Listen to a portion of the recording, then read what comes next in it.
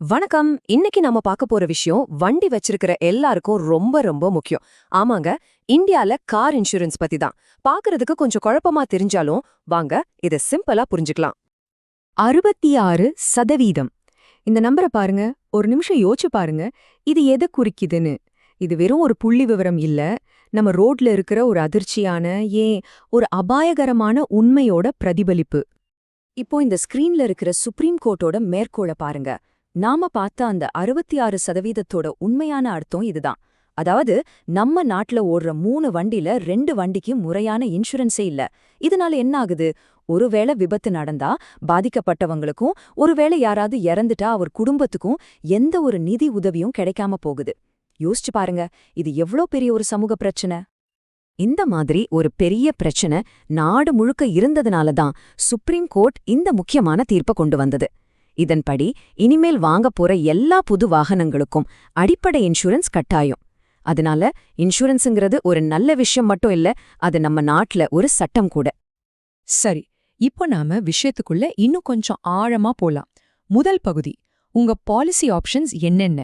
நீங்க ஒரு insurance policy வாங்குறீங்கன்னா உண்மையிலே என்னத்த வாங்குறீங்க, அத முதல்ல உடைச்சு பாத்துடலாம்.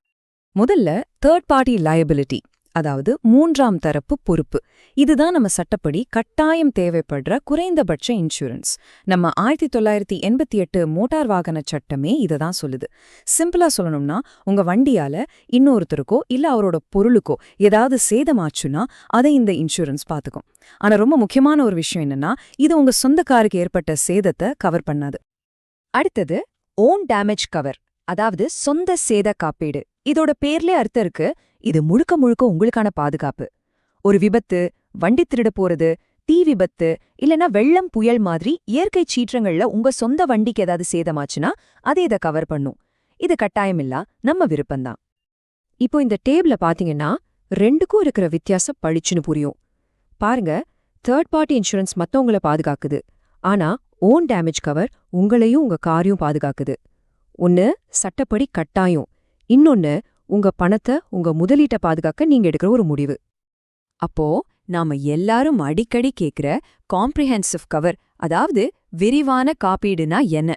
ரொம்ப சிம்பிள். நாம இப்ப பார்த்தோமே, அந்த தேர்ட் பார்ட்டி லயபிலிட்டியும் ஓன் டேமேஜ் கவரையும் ஒன்னா சேர்த்தா அதுதான் காம்ப்ரிஹென்சிவ் கவர். ஒரே பாலிசில 2 விதமான பாதுகாப்பும் கிடைச்சிடும். ஓகே, அடுத்த பகுதிக்கு போலாம்.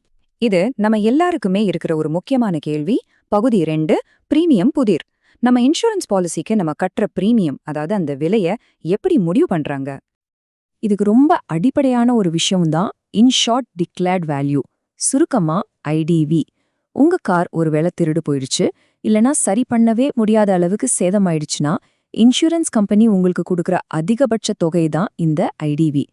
சிம்பிளா உங்க காரோட இன்னைய மார்க்கெட் வேல்யூன்னு வச்சுக்கோங்களேன். ஐடிவி அதிகமா இருந்தா பிரீமியம் அதிகமாகும், ஆனா உங்களுக்கு கிடைக்கிற பாதுகாப்பும் அதிகமாகும். உங்க பிரீமியத்தை முடிவு பண்றதுக்கு நிறைய காரணிகள் இருக்கு. அதுல முக்கியமானது என்னன்னா, உங்க காரோட வகை, அதோட மாடல், என்ஜின் சைஸ், இதெல்லாம். ஏன்னா ஒரு காஸ்ட்லியான காரோட ஸ்பேர் பார்ட்ஸ் விலை அதிகமா இருக்கும், அதனால பிரீமியமும் அதிகமாகும். அப்புறம் உங்க காரோட வயசு, நீங்க இருக்கிற இடம், அதாவது சிட்டில விபத்துக்கான வாய்ப்பு அதிகம், அதனால அங்க பிரீமியம் கொஞ்சம் கூட இருக்கலாம். நீங்க செலக்ட் பண்ற ஆட் ஆன் கவர்ஸ், கடைசியா உங்க கார்ல திருட்ட தடுக்கிற கருவிகள் ஏதாவது பொருத்தி இருந்தாலும் பிரீமியம் குறைய வாய்ப்பு இருக்கு. இன்சூரன்ஸ்னா சும்மா பணம் கட்டுறது மட்டும் இல்ல, அது உங்களுக்கு சில உரிமைகளையும், நல்லா வண்டி ஓட்டுனா சில வெகுமதிகளையும் தருது. இப்போ உங்களுக்காகவே இருக்கிற சில விதிகள் பத்தியும் வெகுமதிகள் பத்தியும் பார்க்கலாம். பகுதி 3, உங்கள் உரிமைகள் மற்றும் வெகுமதிகள். இந்தியாவில் இன்சூரன்ஸ் கம்பெனிகளை எல்லாம் கட்டுப்படுத்துற அமைப்பு தான் IRDA. அவங்களோட முக்கியமான நோக்கங்கள்ல ஒண்ணுதான் நீங்க எப்போ பாக்குறது, பாலிசி வாங்கினவங்களோட நலன்களை பாதுகாக்கிறத உறுதி செய்யணும்னு சொல்றாங்க. இது நம்மள மாதிரி நுகர்வோருக்கு ஒரு பெரிய பாதுகாப்பு கவசம் மாதிரி. அப்போ இந்த அமைப்பு எதெல்லாம் ஒரு நியாயமில்லாத செயல்னு சொல்லுது? இதுக்கான பதில் தெரிஞ்சுக்கிட்டா நீங்க ஒரு பாலிசி வாங்கும்போது ஏமாறாம இருக்கலாம். அதுக்கு பேர் தான் மிஸ் செல்லிங், அதாவது தவறான விற்பனை. ஒரு இன்சூரன்ஸ் ஏஜென்ட்டோ இல்ல கம்பெனியோ வேணும்னே தப்பான தகவலை சொல்றது, இல்லாத பலன்களை இருக்கிற மாதிரி சொல்றது, முக்கியமான விஷயங்களை மறைக்கிறது, இல்லனா உங்களுக்கு தேவையே இல்லாத ஒரு பாலிசியை உங்க தலையில கட்டுறது, இது எல்லாமே மிஸ் செல்லிங் தான். இது தெரிஞ்சு வச்சுக்கிறது ரொம்ப முக்கியம். IRDA சட்டப்படி உங்களுக்கு சில முக்கியமான உரிமைகள் இருக்கு. பாருங்க, ஒவ்வொரு இன்சூரன்ஸ் கம்பெனியும் உங்க நலனை பாதுகாக்க ஒரு பாலிசி வச்சிருக்கணும். அவங்க எல்லா ரூல்ஸையும் ரொம்ப எளிமையான மொழியில உங்களுக்கு விளக்கணும். உங்களுக்கு ஏதாவது புகார் இருந்தா அதை தீர்க்கறதுக்கு ஒரு தெளிவான வழிமுறை இருக்கணும். ரொம்ப ரொம்ப முக்கியமா, நீங்க எதையோ மறைச்சிட்டீங்கன்னு கம்பெனி சொன்னா அதை நிரூபிக்க வேண்டிய பொறுப்பு அவங்களுக்கு தான், உங்களுக்கு இல்ல. சரி, இப்போ ரிவார்ட்ஸ் பத்தி பேசலாமா? நீங்க ரொம்ப சேஃபா வண்டி ஓட்டுறீங்கன்னா அதுக்கு கிடைக்கிற மிகப்பெரிய வெகுமதி என்னன்னு தெரியுமா? அதுதான் நோ கிளைம் போனஸ், சுருக்கமா NCB. இந்த NCB எப்படி வேலை செய்துன்னு இந்த அட்டவணையில பாருங்க. நீங்க ஒரு வருஷம் முழுக்க எந்த கிளைமும் பண்ணலேனா அடுத்த வருஷம் உங்க ஓன் டேமேஜ் பிரீமியத்துல 20% டிஸ்கவுண்ட் கிடைக்கும். இதே மாதிரி தொடர்ச்சியா 5 வருஷம் எந்த கிளைமும் பண்ணலேனா உங்களுக்கு கிடைக்கிற தள்ளுபடி எவ்ளோ தெரியுமா? முழுசா 50%. இது ஒரு பெரிய சேமிப்பு இல்லையா? இதுல ஒரு சூப்பரான விஷயம் இருக்கு. உங்க NCB உங்களோடது, உங்க காரோடது இல்ல.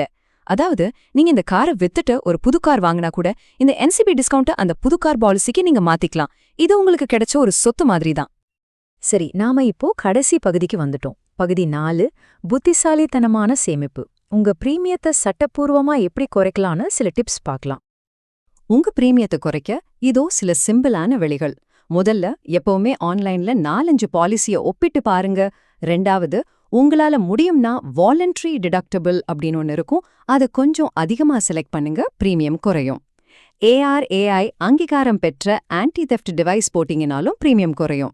ரொம்ப முக்கியமா, சின்ன சின்ன சேதங்களுக்கெல்லாம் கிளைம் பண்ணாம இருந்தீங்கன்னா உங்க NCB பாதுகாக்கப்படும். கடைசியா, உங்களுக்கு உண்மையிலே எந்த ஆட் ஆன் கவர்ஸ் தேவையோ அதை மட்டும் தேர்ந்தெடுங்க. கடைசியா இந்த ஒரு கேள்வியோட இந்த விளக்கத்தை முடிக்கலாம். ரொம்ப கம்மியான விலையில கிடைக்கிற பாலிசி தான் உங்களுக்கு எப்பவுமே சிறந்ததா இருக்குமா? நாம இவ்ளோ நேரம் பார்த்த விஷயங்களோட முக்கியமான சாராம்சமே இதுதான். விலையையும் உங்களுக்கு கிடைக்கிற பாதுகாப்பையும் சரியா பேலன்ஸ் பண்ணணும். எது மலிவா கிடைக்குதோ அது பெஸ்ட் இல்ல, எது புத்திசாலித்தனமான தேர்வோ அதுதான் பெஸ்ட். யோசிச்சு பாருங்க.